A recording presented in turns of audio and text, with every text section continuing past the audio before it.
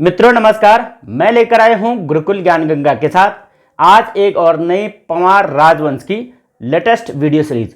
आज हम पढ़ने वाले हैं बहुत महत्वपूर्ण राजाओं के बारे में, यानी ऐसे राजाओं के बारे में जिन्होंने कि यहां गढ़वाल श्रीनगर से युद्ध करने के बाद पूरे तिब्बत प्रदेश को भी जीत लिया था। यानी हमारा वर्चस्व यहां भारत देश से लेकर के विदेशों तक फैल चुका था। ऐसे राजा के बारे में भी हम आज बात करने वाले हैं जो सोने के बर्तनों में भोजन करता था, या कुछ ऐसे सम्राट जिन्होंने सबसे पहले शाह नाम अपने नाम के साथ जोड़ा था। तो आइए उनके बारे में भी पढ़ते हैं। लेकिन यदि आपने इससे पिछली वीडियो नहीं पढ़ी है तो प्लेलिस्ट में जाकर के पहले उन्हें देखें, उसके बाद इसे देखेंगे। तो आज हम पढ़ने वाले हैं पंवार राजवंश के कुछ महत्वपूर्ण राजाओं के बारे में। इससे पिछली वीडियो में अजय पाल, जो कि गढ़वाल का अशोक कहलाता है, उनके बारे में भी हम संपूर्ण जानकारियां पढ़ चुके हैं। अब आज पढ़ रहे हैं हम 41वें राजा से। अभी तक हम पंवार राजवंश के 37 राजा पढ़ चुके हैं, लेकिन आज हम 41वें राजा से शुरू कर रहे हैं, क्योंकि 37 के बाद कुछ राजा ऐसे हुए जिन्होंने कोई विशेष कार्य नहीं किया। उसके बाद सीधा होते हैं विजयपाल। तो विजयपाल के बारे में यह कहा जाता है कि भाई विजयपाल एक ऐसा राजा था पंवार वंश का जिन्होंने सबसे पहले दापा प्रदेश पर आक्रमण किया था। दापा यानी उस समय तिब्बत को कहा जाता था, और दापा पर आक्रमण करने के बाद पराजित हो गए थे। अब आप इनका नाम इस तरीके से याद रख सकते हैं कि नाम है विजय और लेकिन हुई थी पराजय। तो नाम के विजय और हुई पराजय। तो पहली बार दापा पर आक्रमण करके पराजित होने वाले कौन थे? विजयपाल, जो कि श्रीनगर गढ़वाल के राजा थे। अब यहां से थोड़ा आगे आ जाए तो आता है 42वां राजा। 42वें राजा का नाम है सहजपाल। देखो सहजपाल बहुत इंपॉर्टेंट राजा है। क्यों इंपॉर्टेंट है? देखो 1548 से लेकर 1575 तक ये व्यक्ति राजा रहा था, लेकिन इस बीच में कई घटनाक्रम होते हैं। जैसे देखो, इस राजा को वीर गुणज्ञ सुखद प्रजाया भी कहा जाता है। देखो, वीर तो कहा जाता है और गुणवान कहा जाता है, प्रजा को सुख देने वाला राजा कहा जाता है। किसे? सहजपाल को। ऐसे शब्द पूरे पंवार वंश में किसी भी राजा को नहीं कहा गया, और ओनली ऑन किसे कहा गया है? सहजपाल को। वीर गुणज्ञ सुखद प्रजाया। और साथ ही साथ इन्हें एक इंपॉर्टेंट शब्द और कहा जाता है, वह कहा जाता है राजनैतिक चतुर राजा। अब किस प्रकार से राजनैतिक चतुर था? यानी काफी शातिर बुद्धि के थे ये। राजनैतिक चतुर कैसे? तो इन्होंने एक बार हुआ क्या कि दिल्ली के सम्राट, जो कि उस समय मुगल के सम्राट थे, उनका नाम था अकबर। तो अकबर ने अपना एक अन्वेषण दल भेजा था यहां गढ़वाल में। अन्वेषण दल इसलिए भेजा था क्योंकि वो चाहते थे कि जिस गंगा नदी का पानी वो सेवन करते हैं, जिस गंगा नदी का पानी वो पीते हैं, उस गंगा नदी के स्रोत का पता करके आया जाए। तो उन्होंने अपना एक अन्वेषण दल भेजा, और इस सहजपाल ने अपनी बुद्धिमता से, अपनी चतुरता से उनकी वह सेना आधे रास्ते से ही वापस भेज दी। इसलिए इसे गढ़वाल का राजनैतिक चतुर राजा कहा जाता है। भाई दिल्ली से आए पूरे दल बल के साथ, सेना घोड़े में आना चाह रहे थे गंगा नदी का मुहाने का पता करने, और शायद वो देवप्रयाग के आसपास तक पहुंचे होंगे। लेकिन ये रहा शातिर राजा, ये अपना गढ़वाली श्रीनगर का राजा, और इसने सेना से वार्तालाप हुई होगी कि भाई कख जाना। तो ये कह रहे होंगे कि भाई हम गंगा नदी का पता करने जा रहे हैं। राजा ने कहा ना जी ना, यह गंगा नदी का पता करना कोई इतना आसान बात नहीं है। गंगा नदी यहाँ से नहीं निकलती, बल्कि गंगा नदी का नाम देवप्रयाग से आगे है, और हकीकत में देवप्रयाग से आगे ही गंगा कहते हैं, उससे पहले तो भागीरथी कहते हैं। तो इस तरीके से उन्होंने अपनी राजनीतिक चतुरता के कारण उनकी सेना वापस लौटा दी थी, इसलिए इन्हें राजनीतिक चतुर राजा कहा जाता है। और सहजपाल का रघुनाथ के मंदिर में 1561 ईस्वी का एक घंटी लेख भी मिला है, घंटी पर लिखे हुए। अब घंटी पर क्यों लिखते हैं? जैसे हम किसी मंदिर में अपने नाम की घंटी चढ़ाते हैं तो उस पर कुछ लेख लिखवाते हैं, हम अपना नाम लिखवाते हैं। अब तो खुदवाते हैं हम मशीनों से, लेकिन इस समय इन्होंने भी खुदवाया होगा, अपना नाम लिखा और घंटी पर अपना नाम अंकित करके वहां रघुनाथ मंदिर में भेंट कर दिया था, जो कि देवप्रयाग में है। तो इस प्रकार से सहजपाल को दो शब्द हम याद रखेंगे, कौन कौन से, वीर गुणज्ञ सुखद प्रजाया और राजनीतिक चतुर। चतुरता इन्होंने क्या की वो आप समझ गए कि भाई अकबर की सेना अन्वेषण दल को वापस भेजा था। अब आगे बात करते हैं 43वें राजा पर। 43वें राजा कौन थे और क्या इनके बारे में विशेष महत्व है। देखो 43वें राजा का नाम था बलभद्र शाह। अब यहां ये बलभद्र शाह हो गए। अभी तक हम पढ़ रहे हैं पाल, विजय पाल, अजय पाल, कनक पाल, सहज पाल, कई पाल पढ़ चुके हैं। यानी अभी तक जितने भी 42 राजा थे वे पाल थे। और इन पालों के बाद होता है क्या, शाह, या आप बलभद्र पाल भी कह सकते हैं, बलभद्र शाह भी कह सकते हैं। लेकिन इन्होंने ये शाह की उपाधि धारण की थी या शाह नाम अपने नाम के पीछे लगाया था। इनके शासनकाल की बात करें 1575 से 91 तक इन्होंने शासन किया। और इनसे रिलेटेड एक ही महत्वपूर्ण क्वेश्चन ज्यादा पूछा जाता है, वह पूछा जाता है कि प्रथम शाह की उपाधि लिया अकबर के समकाल में। अब देखो कई भ्रामक है इनके शाह नाम लेने के पीछे। कहा जाता है कि दिल्ली में उस समय लोधी वंश का बहलोल लोधी हुआ करता था। बहलोल लोधी ने इन्हें शाह की उपाधि दी। जबकि यदि हम बात करें बहलोल लोधी की, तो बहलोल लोधी का शासनकाल इनके शासनकाल के समय कोई मैच नहीं करता है। तो प्रश्न यह है कि इनको ये शाह उपाधि किसने दी। तो शाह उपाधि एक्चुअली इनको अकबर के शासनकाल में मिली थी। हालांकि उस समय अकबर के शासनकाल में एक बहादुर खान लोधी नाम का व्यक्ति भी रहता था। बहादुर खान लोधी, हो सकता उन्होंने दिया, लेकिन ऐसा कहीं जिक्र नहीं है इतिहास में कि भाई इस व्यक्ति ने इन्हें शाह कहा था।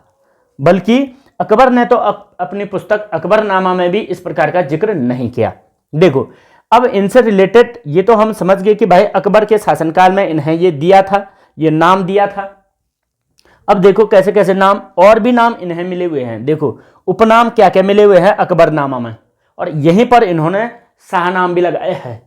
तो हो सकता है कि अकबर ने ही ये नाम दिया, लेकिन जिक्र नहीं किया कि बलभद्र शाह नहीं कहा, बल्कि उन्होंने अपने अकबरनामा में बलभद्र शाह की जगह अन्य नाम दिए। वो कौन कौन से नाम दिए, एक राम शाह नाम दिया, दूसरा दिया बलराम शाह, और तीसरा दिया दुलाराम शाह। तो भाई देखो शाह शब्द तो यहां से आया, लेकिन उन्होंने बलभद्र शाह नहीं कहा, बल्कि राम शाह, बलराम शाह, दुलाराम शाह ये चीज कही है। तो इस प्रकार से हम मान लेते हैं कि अकबर के शासनकाल में इन्हें शाह कहा गया था। अब इस बलभद्र शाह से रिलेटेड एक इंपॉर्टेंट बात और है, वह है कवि देवराज। कवि देवराज ने इनकी तुलना भीम से भी की है, यानी इन्हें भीम भी कहा गया। बलभद्र शाह को वीर बलवान होंगे इसीलिए भीम कहा गया। एक और घटनाक्रम इनसे रिलेटेड और जुड़ा हुआ है, वो है एक युद्ध। वह युद्ध है ग्वालदम का युद्ध। बलभद्र शाह की बात करें तो बलभद्र शाह के समय में एक युद्ध भी होता है। वह युद्ध होता है कुमाऊं के चंद राजा के साथ, और वह चंद राजा था कुमाऊं का रुद्रचंद। रुद्रचंद के साथ जो युद्ध होता है उस युद्ध का नाम है ग्वालदम युद्ध, और ग्वालदम युद्ध होता है 1581 में। यहां शिव प्रसाद डबराल की माने तो शिव प्रसाद डबराल जी 1591 मानते हैं, लेकिन यहाँ 1581 भी है, 81 है, चाहे 91 है। लेकिन इस युद्ध में पुरुषोत्तम पंत नाम का एक सेनापति जो कि रुद्रचंद का था वह मारा गया था। इस तरीके से आप रुद्रचंद की हार मान सकते हैं ग्वालदम युद्ध में। और ग्वालदम युद्ध किससे हुआ था, बलभद्र शाह से। यानी बलभद्र शाह वीर था, काफी महान था, इसीलिए बलराम शाह, राम शाह, दुलाराम शाह ऐसे नामों से अकबरनामा में इनका वर्णन किया गया है। तो 1581 ही याद रख के चले आप। एक कंफ्यूजन जो बलभद्र शाह से रिलेटेड हमेशा से होता है, वह कंफ्यूजन होता है इनके ये शाह नाम को लेकर के। देखिए 3 तथ्य मैं बताता हूं क्या क्या। भक्त दर्शन जी कहते हैं कि औरंगजेब ने दिया, लेकिन औरंगजेब और इनके समय काल का तो कोई मैच नहीं है, तो ये तो समय के अनुसार सही नहीं लगता है। दूसरा कहा जाता है, कोई ये भी कहता है कि बहलोल लोधी के द्वारा इन्हें शाह नाम दिया गया, लेकिन बहलोल लोधी का अगर आप सन देखेंगे तो 1451 से 1498 तक रहे, जबकि ये बलभद्र शाह 1575 से 1591 तक रहे थे। अब एक नाम आता है बलभद्र खान लोधी, जो कि अकबर के शासन काल में दिल्ली में रह रहे थे। तो यह भी कहा जा सकता है कि बहादुर खान लोधी के द्वारा दिया गया होगा, लेकिन यह श्योर नहीं है इतिहास में। तो अकबर के काल को ही हम निश्चित मान के चलेंगे कि भाई अकबर के शासन काल में ही इनको शाह कहा गया था। तो ये रही विजयपाल के बारे में जानकारी, पहली बार दापा पर आक्रमण करने वाला और लेकिन हार गए थे। दूसरी बात सहजपाल, जिन्होंने अकबर से भी पंगा ले लिया था, मतलब लेकिन राजनीतिक चतुरता के कारण उन्होंने सेना को उस अनुसार चतुरता से भेज दिया था वापस। और बलभद्र शाह की बात करें तो बलभद्र शाह के नामकरण में ज्यादा क्वेश्चन आता है, तो ये नामकरण वाला क्वेश्चन हम याद रखेंगे भाई किस प्रकार से आता है, अकबर के शासनकाल में पूछा गया था। तो बस यही ज्यादा कंफ्यूजन, कुछ भी नहीं है, दो दो बातें याद रखनी है। देखिए कई लोगों की समस्या यही है कि याद नहीं हो रहा है। मैं हमेशा से इसी पॉइंट पर बात करता हूं, क्योंकि सभी लोगों की दिक्कत यह है कि याद नहीं हो रहा है। एक्चुअल में याद होता नहीं है, याद करना पड़ता है। अपना आप तो हो नहीं जाएगा, एक बार देख लिया और याद हो गया। ये कोई देव दर्शन तो है नहीं भाई, मंदिर में गए थे और मंदिर के दर्शन हो गए और साक्षात मन में बैठ गया, ये ऐसा नहीं है, ये ज्ञान है, इसे रिवीजन करना बहुत जरूरी है। तो रिवीजन करें। और ये बात कैसे याद रहती है कि मुझे याद नहीं होता, यही कीड़ा घुसा हुआ है दिमाग में कि मुझे याद नहीं होता। याद कैसे नहीं होता, कोशिश तो करें, कोशिश करेंगे तभी याद होता है। देखो इन 3 राजाओं की दो दो बातें याद रखनी है, इनकी तो एक ही बात याद रखनी है, 2 बातें इनकी याद रखनी है, वीर गुणज्ञ सुखद प्रजाया और राजनीतिक चतुर, इनकी भी 2 बातें याद रखनी है। ग्वालदम युद्ध याद रखना है, इनके नामकरण के पीछे क्या रहस्य है ये चीज भी याद रखनी है, बात खत्म। अब अगला आ जाता है 44वां राजा। ये बहुत ज्यादा इंपॉर्टेंट था पंवार वंश का, बहुत ही ज्यादा इंपॉर्टेंट, और इतना ज्यादा इंपॉर्टेंट कि इनसे रिलेटेड एक प्रश्न ने जरूर आना है 100%। वो क्या क्वेश्चन आएगा अभी बताता हूं। देखो क्या आएगा, इनका नाम है मानशाह और मानशाह का शासनकाल होता है 1591 से 1611 तक। और 1591 से सब 1611 तक ये रहे। तो राजा बनते ही इन्होंने पहला कदम ये उठाया कि दापा प्रदेश पर, यानी उस समय तिब्बत को ही दापा कहते थे, दापा प्रदेश के काकवा मोर नामक राजा को पराजित किया था। देखिए 44वें राजा ने भी दापा पर आक्रमण किया और 41वें राजा ने भी, 41वां हार गया था लेकिन 44वां काकवा मोर को पराजित करके जीत गया था। और जैसे ही जीता तो देखो जब संधि होती है या दोनों राजाओं में समायोजन होता है तो जीता हुआ राज्य कुछ मांगे रखता है और हारे हुए राज्य को वो पूरा करना होता है। देखो इन्होंने क्या किया था, 1000 स्वर्ण कलश लेकर यहां पर से आए थे। 1000 सोने के कलश, कलश कौन से होते हैं, जिन कलशों से हम शिवलिंग में जल अर्पित करते हैं, वो वाले कलश। और उन कलशों को कितने 1000 स्वर्ण कलश लाया था। और ये 1000 स्वर्ण कलश इन्होंने गौरी मठ में स्थापित कर दिए थे। और ये गौरी मठ वर्तमान में देवलगढ़ में है, जिस देवलगढ़ में अजय पाल ने अपनी राजधानी बनाई थी। और ये गौरी मठ भी अजय पाल ने ही स्थापित किया था और वहीं पर इन्होंने इन स्वर्ण कलशों को रख दिया था देवलगढ़ में। उसके बाद यहां से जीतने के पश्चात इन्होंने कुछ कर भी लगाए दापा के राजा काकवा मोर पर। और वो कर क्या क्या लगाए थे, कर के रूप में 2 चीजें उन्होंने ली थी। एक तो लिया था चौसिंगिया खाड़ू, कहीं पर आपको किताब में मेंढा दिखेगा, मेंढा, मेंढा, और चौसिंगिया खाड़ू को मेंढा ही कहा जाता है एक्चुअली, लेकिन हम चौसिंगिया खाड़ू याद रखेंगे। चौसिंगिया खाड़ू वही है जो नंदा देवी राजजात में भी जाता है। और उस चौसिंगिया खाड़ू को नियत किया था वार्षिक कर के रूप में, वर्ष का 1 चौसिंगिया खाड़ू उन्हें देना था। साथ ही साथ 1.25 सेर सोना भी लिया था, सोने का चूर लेते थे जो कि उस समय नदियों से निकाला जाता था। उस 1.25 सेर सोने को भी ये मंगाते थे, कहां, अपने श्रीनगर में। कहां से आता था ये आता था दापा से, यानी काकवा मोर राजा इन्हें देते थे क्योंकि जीते हुए थे भाई, जीत के एवज में इन्होंने इनसे टैक्स लिया था। उसके पश्चात इन्होंने क्या किया, दापा को जीत करके जीतू जो बगडवाल थे, जीतू बगडवाल जो इनके प्रमुख सेनापतियों में से एक रहे हैं, जीतू बगडवाल को वहां का फौजदार नियुक्त किया था, यानी अपना सैन्य शासन स्थापित किया था। किसने, मानशाह ने दापा पर सैन्य शासन। और वहां पर शासन करने के लिए किसे भेजा था, जीतू बगडवाल को। और ये जीतू बगडवाल जब यहां से जा रहे थे तभी इन्हें हिमालय की चोटियों में आंचरियों ने हर लिया था, क्योंकि ये बांसुरी वादक थे।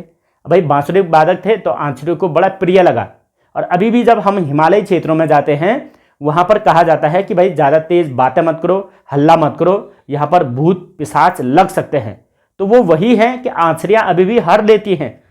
तो इस प्रकार से हम इनके इस दापा आक्रमण को याद रखेंगे। पहली बार विजय हुई थी, पहली बार, क्योंकि इससे पहली बार प्रयास किया गया था विजय करने का विजय पाल के द्वारा, लेकिन विजय पाल हार गए थे। अब अगली बात और करते हैं कि इनके समय में एक युद्ध बहुत भीषण हुआ था, बहुत भयंकर हुआ था। वो क्या हुआ था? लक्ष्मीचंद का गढ़वाल पर आक्रमण। देखो, लक्ष्मीचंद का गढ़वाल पर लगातार 7 बार असफल आक्रमण किया गया, लगातार 7 बार असफल आक्रमण, और 8वीं बार आंशिक रूप से विजय मिली थी। लेकिन इसके पीछे कहा जाता है, कवि भरत अपना मानोदय काव्य में लिखते हैं कि मान शाह ने उस समय लक्ष्मीचंद को एक धमकी दी थी।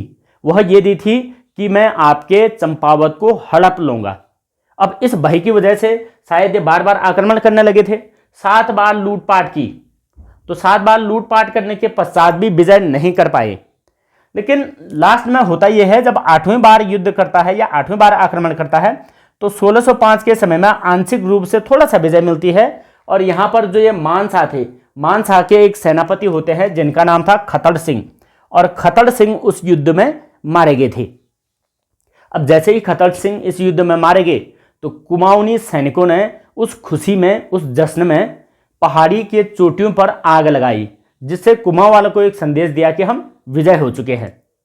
तो वो आग लगाना और वो विजय की खुशियां मनाना, उस समय उस घटनाक्रम को, यानी उस उत्सव को खतड़वा के रूप में मनाया गया, क्योंकि खतड़ सिंह मारा गया तो खतड़वा मनाया गया। उसके बाद लगातार आज तक कुमाऊं क्षेत्र में खतड़वा त्यौहार मनाया जाता है उसी खुशी में। और ये भी मान्यता है कि उस खतड़वा त्यौहार के दिन जिस किसी ने भी आग सेक लिया, यानी आग ताप लिया, तो आग तापने के बाद वर्ष भर ठंड नहीं लगती। अब ये कैसा रहस्य है? मानने से होता है ना, मानते हैं इसीलिए होता भी है। देखिए, तो खतड़वा त्योहार किस खुशी में मनाया गया? जब खतड़ सिंह मारा गया। और खतड़ सिंह किसका सेनापति था? मानशाह का। और किसने मारा? ये लक्ष्मीचंद के सैनिकों ने मारा था, इसलिए यहाँ पर ये खुशियां मनाई गई थी। तो ये 2 घटनाक्रम याद रखें, एक लक्ष्मीचंद का युद्ध और एक दापा आक्रमण। दापा में तो मानशाह जीत गए थे, यहाँ पर भी मानशाह ही जीत रहे थे, लेकिन अंतिम समय में एक सेनापति मारा गया था। तो इतनी सी घटनाक्रम हमने याद रखनी है। देखो, एक चीज और याद रखते हैं। वह क्या चीज याद रखनी है? ये विलियम फिंच की बात याद रखते हैं। विलियम फिंच था एक यूरोपीय यात्री, और ये यूरोपीय यात्री उस समय गढ़वाल पर यात्रा के लिए आया था। और इन्होंने जब देखा, तो मानशाह के दरबार में पहुंच करके जो इनका स्वागत हुआ, जो इन्होंने देखा, उससे ये अचरज रह गया। और इन्होंने यह कहा कि मानशाह भारत का एकमात्र ऐसा राजा है जो सोने के बर्तनों में भोजन करता है। बड़े कमाल की बात है। जैसे ही ये विलियम फिंच यहाँ पर आया होगा, तो मानशाह ने फरमान दिया, भाई अपने दरबार में फरमान दिया कि मेहमान नवाजी के लिए सोने के बर्तनों में भोजन परोसा जाए। विलियम फिंच तो उस समय अचंभित रह गया होगा, खाना जो खाऊं या बर्तन जो जेब में डालूं और चल दो। कितनी बड़ी बात है। देखो, सोने के बर्तनों में भोजन करना, मेहमानों को भी खिलाया होगा, इसीलिए उसे पता चला। या ऐसा हो सकता है कि विलियम फिंच के सामने मानशाह ने सोने के बर्तनों में भोजन किया। कितनी शान शौकत की बात थी। ऐसा राजा विश्व भर में कोई हुआ नहीं, इतना महान, जो कि सोने के बर्तनों में भोजन कर रहा है। और ये बात बताई किसने? विलियम फिंच ने। तो ये भी हमें याद रखना है, इतना महान था कि जो सोने के बर्तनों में भोजन करता था। क्योंकि इन्होंने उसी समय श्रीनगर में एक नया गढ़ भी बसा दिया था जिसका नाम था मानपुर। और मानपुर गढ़ यदि पूछा जाए श्रीनगर में किसने बसाया, तो मानपुर बसाया किसने? मानशाह ने, अपने नाम से, क्योंकि विजेता था ये। यहाँ तिब्बत से लेकर के सभी जगह विजय कर रहा था, और उस समय लक्ष्मीचंद को भी कई बार हरा चुका था, 7 बार हरा चुका था। तो उसके बाद इन्होंने मानपुर भी बसाया। तो ये महानता किसकी थी? मानशाह की। एक यहाँ पर आप एक चित्र देख रहे होंगे, ये चित्र बड़ा खूबसूरत है। ये चित्र है एक कवि।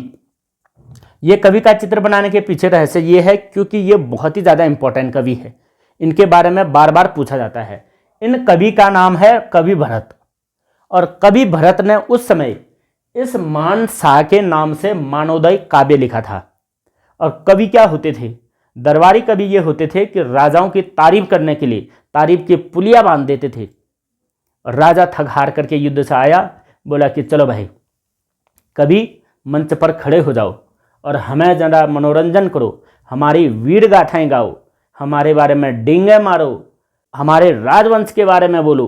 तो ये कवि क्या करते थे? खड़े खड़े सीधा कवि पाठ करते थे, कविता पाठ करते थे। तो उन्होंने उस कविता पाठ को लिपिबद्ध किया और एक ग्रंथ लिखा जिसका नाम था मानोदय काव्य, और वो भी संस्कृत में लिखा। तो संस्कृत में ये मानवोदय काव्य लिखा, तो इस मानवोदय काव्य में इन्होंने कई बातें कही। देखो क्या क्या बातें कही। इस मानवोदय काव्य में इन्होंने मानसा को सूर्य के समान तेजस्वी कहा और राजा बलि के समान दानवीर भी कहा, यानी दानवान। तो ये बातें किसने कही? कवि भरत ने अपने मानवोदय काव्य में। किसके लिए? मानसा के लिए। क्या बातें कही? सूर्य के समान तेजस्वी और राजा बलि के समान दानवान। ये बातें किसने कही हैं? ये कवि भरत ने। अब यदि हम बात करें इस ग्रंथ की, ये मानवोदय काव्य की, तो मानवोदय काव्य पंवार वंश का प्रथम ग्रंथ है, जिसमें पंवार वंश के बारे में लिखा गया है। और पंवार वंश पर लेख लिखने वाला प्रथम कवि भी कौन है? कवि भरत। तो पंवार वंश के प्रमाण से रिलेटेड प्रथम ग्रंथ मानवोदय काव्य है, जो कि कवि भरत ने लिखा था 44वें राजा मानसा के दरबारी कवि ने। इतनी बात याद होगी, बस इतना ही याद रखना है। उसके बाद उन्होंने इस मानवोदय काव्य को लिखने के बाद कवि भरत की इतनी बड़ी ख्याति होगी कि दिल्ली वालों ने भी इन्हें संदेश भेजा कि हमारे बारे में भी लिखो। उस समय दिल्ली मुगल का सम्राट था जहांगीर, तो जहांगीर ने भी कहा कि भाई मेरे बारे में भी कुछ कविताएं लिखो। तो जहांगीर के बारे में भी इस कवि भरत ने लिखा और जहांगीर ने इन्हें एक उपाधि भी दे दी, वो दी ज्योतिर्राव की उपाधि। भला ये दिल्ली वाले उपाधि के अलावा देते ही क्या थे? इन्होंने कई राजाओं को, कई लोगों को उपाधियां ही दी और इन्हें भी उपाधि दे दी। उपाधि की जगह दिल्ली में जमीन दे दिए होते तो आज कवि भरत के वंशावली वहीं चल रही होती, लेकिन ऐसा कुछ हुआ नहीं। इनको केवल एक उपाधि दी, ज्योतिर्राव। तो ज्योतिर्राव की उपाधि किसने दी? जहांगीर ने। किसे? कवि भरत को। कवि भरत कौन था? मानसा का दरबारी कवि था, जिन्होंने कि मानवोदय काव्य लिखा था। बस इतनी सी बात, ज़्यादा कोई डिटेल कुछ भी नहीं है भाई। उसके बाद एक और याद रखना है, वह हम याद रखते हैं जीतू बगड़वाल के बारे में। देखो जीतू बगड़वाल बहुत ही महत्वपूर्ण व्यक्ति है। अब क्यों महत्वपूर्ण व्यक्ति है? क्योंकि मानसा ने जीतू बगड़वाल को उस समय तिब्बत का फौजदार बनाया था, जब इन्होंने तिब्बत को जीता था।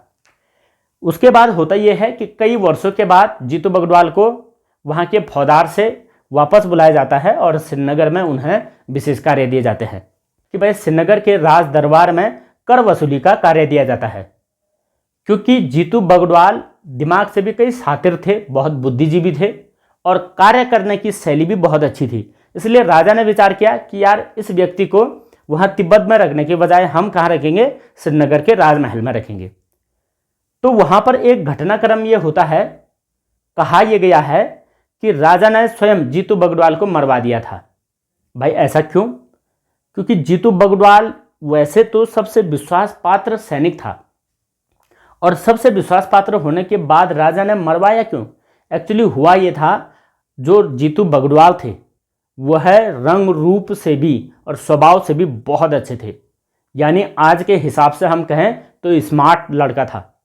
तो वो स्मार्ट लड़का जब राज दरबार में चुना गया, तो ये कहते हैं कि उस समय राज दरबार की रानियां, पुत्रियां जितनी भी होती थी, वे सब जीतू बगड़वाल पर आकर्षित होने लगी।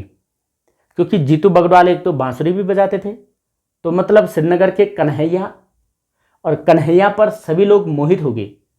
और ये बात जब राजा को महसूस हुई, जीतू बगड़वाल के कारण राज दरबार में कुछ गलत कार्य होने लगे हैं, महिलाएं इसकी ओर आकर्षित हो रही हैं, तो भविष्य में हो सकता है कुछ गलत कार्य हो सके, तो राजा ने इन्हें मरवा दिया था, ऐसा भी कहते हैं। और उसके पश्चात ये हुआ कि जीतू बगड़वाल की जो आत्मा थी वह श्रीनगर के राजमहल में भीषण तांडव मचाने लगी।